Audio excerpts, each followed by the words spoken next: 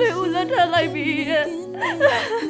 လိုင်းရီကြားကပန်းရွှေကြားဇလန်းတွဲအပိုင်း28ကိုကြည့်လို့ရပါပြီကြည့်ကျင်နေဆိုရင်တော့အခုပြထားတဲ့စခရိုက်ဆိုတာလေးကိုနှိပ်ခဲ့ပြီးကွန်မန့်မှာတစ်ခုခုရေးခဲ့ပေးပါဗီဒီယိုကိုအစဆုံးကြည့်တဲ့သူမှဇလန်းတွဲအစအဆုံးကိုကြည့်လို့ရမှာဖြစ်ပါတယ်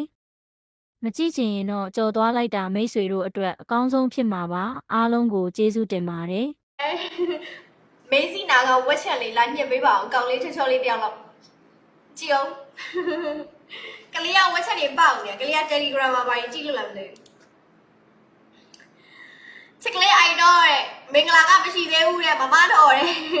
Okay မဆွေးမပြအောင်မိုက်လဲလာပြီဆိုတော့ပင်လေးထားလိုက်ပါပြီခင်ဗျာမင်းပြောင်းလိုက်ခဏကျွေးချင်တယ်